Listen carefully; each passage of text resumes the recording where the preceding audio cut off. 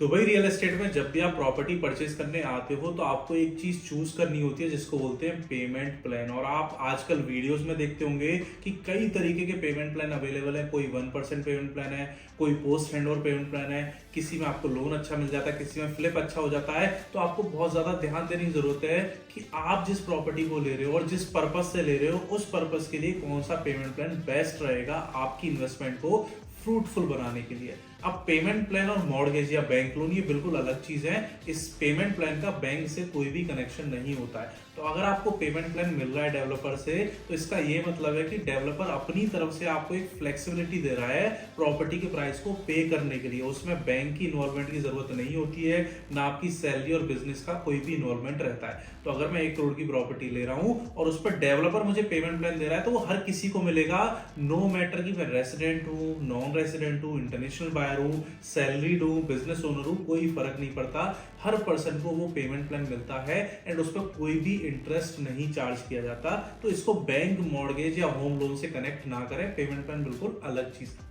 अब payment plan क्यों important है? क्योंकि कुछ पेमेंट प्लान अच्छे होते हैं उनके लिए जो लॉन्ग टर्म इन्वेस्टमेंट देख रहे हैं। कुछ पेमेंट प्लान होते हैं जो लोन पर प्रॉपर्टी लेने का सोच रहे हैं तो उनके लिए अलग पेमेंट प्लान होना चाहिए। कुछ लोग हैं जो रेंटल इनकम के लिए प्रॉपर्टी खरीद रहे हैं तो उनको एक स्पेसिफिक कैटेगरी का पेमेंट प्लान ही चूज करना चाहिए। और कुछ लोग जो रियल एस्टेट में ट्रेडिंग करना चाहते हैं कि आज कोई प्रॉपर्टी खरीदूं, उसको 1, 1.5, 2 साल होल्ड करूं और बेच दूं, तो चारों कैटेगरी के लिए अलग अलग पेमेंट प्लान होते हैं जो बेस्ट रहते हैं। तो मेक श्योर कहीं ऐसा ना हो कि आप फ्लिपिंग वाला पेमेंट प्लान उठा लो और आपका गोल हो रेंटल इनकम कमाना।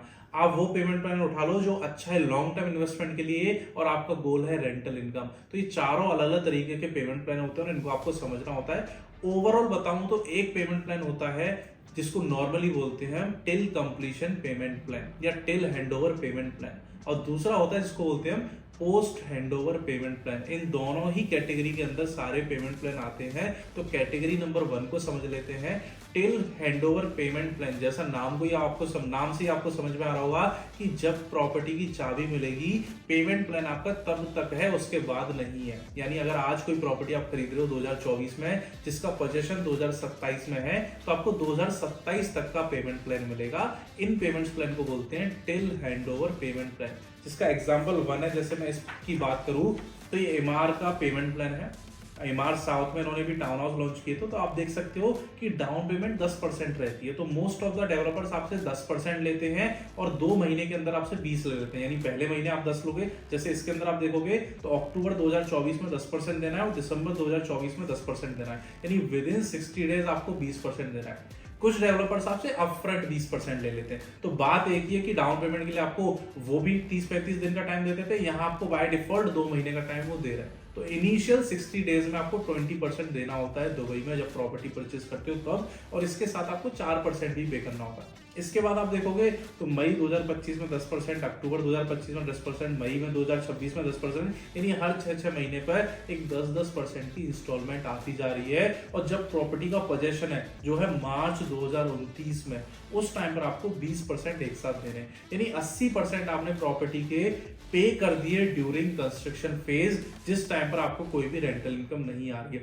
तो ये उन प्रॉपर्टीज के लिए अच्छा है जहां फ्यूचर ग्रोथ बहुत ज्यादा होने वाली है और आप उस प्रॉपर्टी को होल्ड करना चाहते हो 5 साल के लिए ताकि वहां ग्रोथ हो जाए और जब वो प्रॉपर्टी रेडी हो आप उसको बेच सको एक अच्छा प्रीमियम लेकर।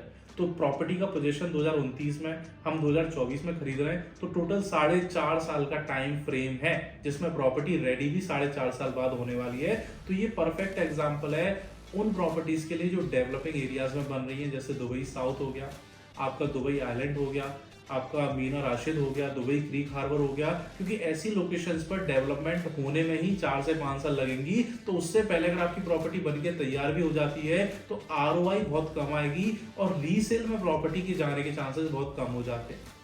अब दूसरा इसी कैटेगरी में पेमेंट प्लान आता ही ये है शोभा के प्रोजेक्ट का पेमेंट प्लान है, जिसको हम बोलते हैं 60-40 कि 60% आपको ड्यूरिंग कंस्ट्रक्शन देना होता है और 40% ऑन हैंडओवर देना होता है। एमआर के केस में क्या था 80-20, 80 कंस्ट्रक्शन के दौरान देना है और 20% हैंडओवर पे देना है। तो अगर कोई बंदा लोन के लिए ये पेमेंट प्लान लेता है तो ये वेस्ट है, क्योंकि आपको लोन मिलता है दुबई में जब प्रॉपर्टी रेडी हो जाती है और प्रॉपर्टी रेडी होने के टाइम पर एमआर आपसे सिर्फ 20% मांग रहा है, 80 तो ऑलरेडी ले चुका है। तो 20% के लिए आप क्या लोन कराओगे? तो मॉर्गेज बायर्स के लिए ये पेमेंट प्लान बिल्कुल काम का नहीं है, तो वो लोग इसको अवॉइड करें। सेकंड आता है ये जो शोभा वाला है, इसमें जैसे हम देख सकते हैं कि शुरू में 20% आपका आ गया डाउन पेमेंट जो उसी की तरीके है, उसके बाद 10% की इंस्टॉलमेंट है हर 6 महीने में, और ये आपसे टोटल 60% कलेक्ट कर रहे हैं ड्यूरिंग कंस्ट्रक्शन, और जिस दिन आपको चाबी मिलेगी उस दिन आपको एक साथ इनको 40% पे करना है। तो ये ऑप्शन बीच में है, ये अच्छा उनके लिए भी जो मॉर्गेज पे देख रहे हैं कि उनको 40% का लोन मिल जाएगा, और ये फ्लिपिंग के लिए भी अच्छा जो बेचना चाह रहे हैं कि 1 करोड़ की प्रॉपर्टी को 60 लाख रुपए पे करके फ्लिप कर सके, क्योंकि 60 लाख पर ही कंस्ट्रक्शन कंप्लीट हो जाएगी। 40 लाख उनको देने की जरूरत नहीं है, बिल्डिंग रेडी हो जाएगी, उनकी प्रॉपर्टी रेडी हो जाएगी, वो बायर को बुला के दिखा के उसको बेच सकते हैं और प्रॉपर्टी से एग्जिट ले सकते हैं सिर्फ 60% पेमेंट पर ही। एग्जांपल, अगर 1 करोड़ की प्रॉपर्टी 1.5 की हो गई और उन्होंने अपनी पॉकेट से सिर्फ 60 लाख पे किया है, तो उनको 60 लाख की इन्वेस्टमेंट पे 50 लाख का प्रॉफिट हो जाएगा। तो ये अच्छा ऑप्शन है दोनों के लिए, जो मॉर्गेज बायर है और जो फ्लिपिंग के लिए देख रहा है। अब बात कर लेते हैं तीसरे पेमेंट प्लान की, ये है पोस्ट हैंडओवर पेमेंट प्लान। अब ये पेमेंट प्लान मैंने लिया है HRE का, स्काई हिल्स 2 प्रोजेक्ट का है।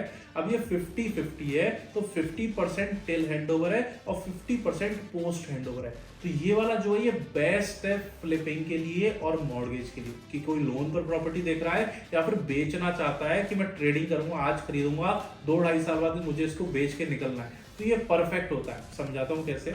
जैसे आप देख सकते हो डाउन पेमेंट 10% है, एंड SPA जब आपका रेडी हो जाएगा तब आपको 10% और देना है। तो इनिशियल 60 डेज में आपको यहाँ भी 20% देना है। उसके बाद 5-5% की 2 इंस्टॉलमेंट है, एक 6th मंथ में और एक 9th मंथ में।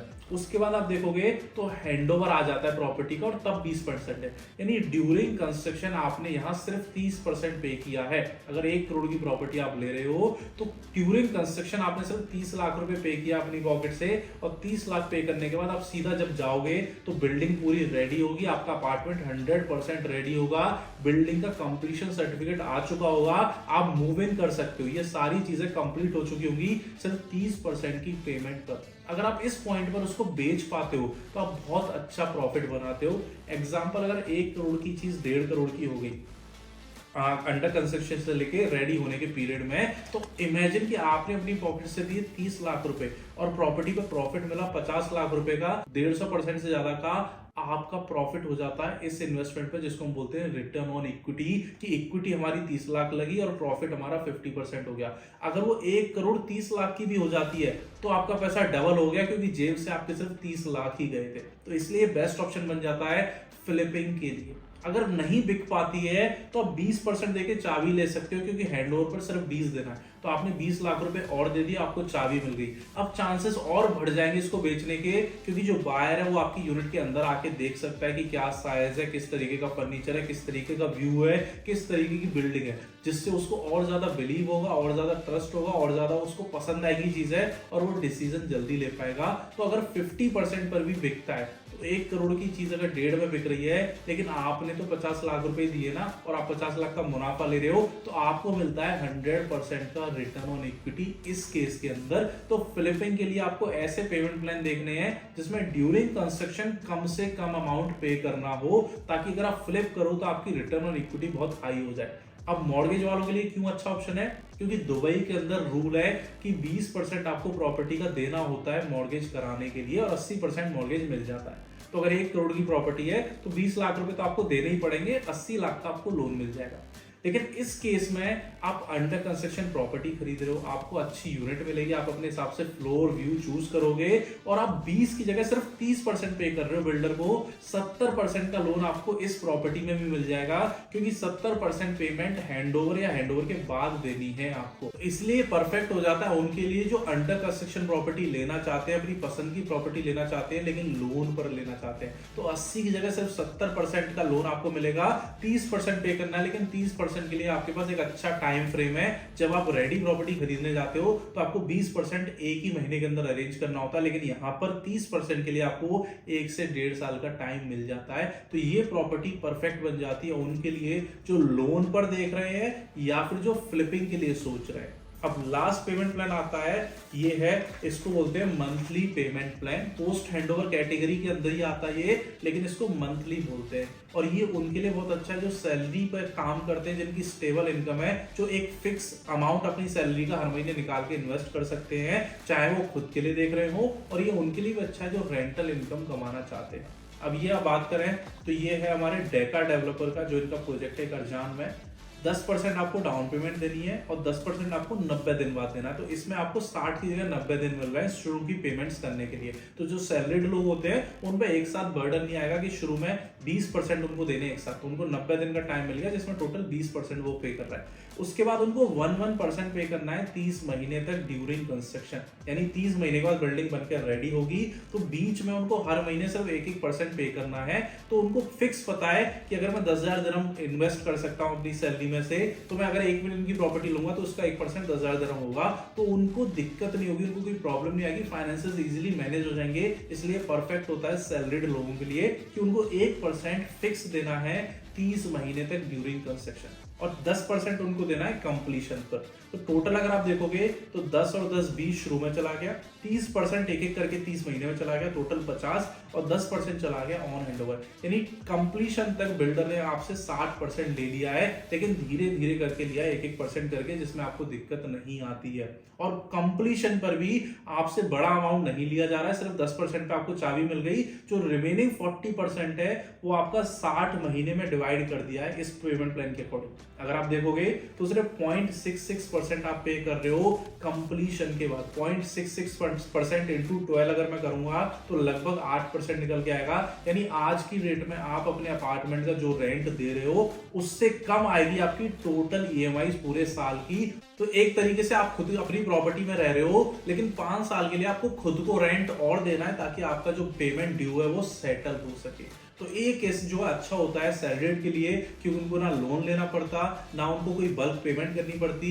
70% जो पैसा है उनका वो इजी इंस्टॉलमेंट्स में जाता है, या तो 1% या 0.6% या 0.5%। इसको हम 1% पेमेंट प्लान भी बोलते हैं। तो कुछ डेवलपर 1% लेते हैं 70 महीने तक, कुछ लोग कंप्लीशन तक 1% लेते हैं और कंप्लीशन के बाद 0.5 या 0.66% लेते हैं। तो इसमें आपको फ्लेक्सिबिलिटी मिलती है और बीच में 2 से 3 बुलेट पेमेंट होती है जिसमें वो बाकी का पैसा कवर करते हैं। अब रेंटल इनकम के लिए अच्छा क्यों है? क्योंकि सिर्फ कंप्लीशन तक का पेमेंट अगर आपने कर लिया तो कंप्लीशन के बाद की जो इंस्टॉलमेंट है वो आपको देनी ही नहीं पड़ेगी। आपकी प्रॉपर्टी का रेंट इतना आएगा कि 0.66% इजीली कवर हो जाएगा रेंट से, सर्विस चार्ज भी पे हो जाएगा और आपकी पॉकेट में कुछ एक्स्ट्रा इनकम आ जाएगा। यानी 1 करोड़ की प्रॉपर्टी का अगर आपने 60 लाख रुपए पे कर दिया 3 साल में धीरे धीरे करके जब तक प्रॉपर्टी बन रही है, तो बनने के बाद जो रिमेनिंग 40 लाख है वो आपको नहीं देना पड़ेगा, वो रेंटल इनकम खुद से मैनेज हो जाएगी। तो इस तरीके की पेमेंट प्लान है। तो मेक श्योर कि आप वो पेमेंट प्लान चूज करो जो आपके गोल से अटैच्ड है। अगर आपका गोल है लॉन्ग टर्म फ्यूचर डेवलपमेंट वाली लोकेशन में इन्वेस्ट करने का,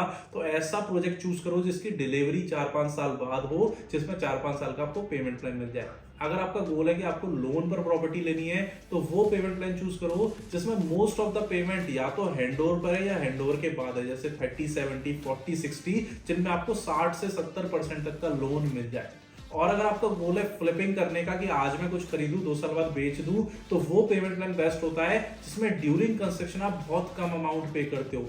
या तो 20% दिया 80% हैंडओवर पे, या 30% दिया 70% हैंडओवर या हैंडओवर के बाद है। तो ये पेमेंट प्लान बेस्ट होते हैं फ्लिपिंग के लिए, क्योंकि इसमें रिटर्न ऑन इक्विटी आपकी बहुत हाई होती है। और अगर आपका गोल है खुद के लिए प्रॉपर्टी लेने का बिना लोन के, तो 1% और 0.5% वाले पेमेंट प्लान आपके लिए परफेक्ट रहते हैं। इवन रेंटल इनकम वालों के लिए भी यही पेमेंट प्लान अच्छे रहते हैं, क्योंकि हैंडओवर के बाद की पेमेंट्स आपको नहीं पे करनी होती, वो रेंटल से मैनेज हो जाती है। आई होप आपको आइडिया लग गया होगा कि ये पेमेंट प्लान क्यों बनाए गए हैं और किस किस कैटेगरी को कौन सा पेमेंट प्लान सर्व करता है। वीडियो अच्छी लगी आप लाइक कर सकते हैं, चैनल को सब्सक्राइब कर सकते हैं। बाकी और वीडियोस का लिंक आपको नीचे डिस्क्रिप्शन में मिल जाएगा।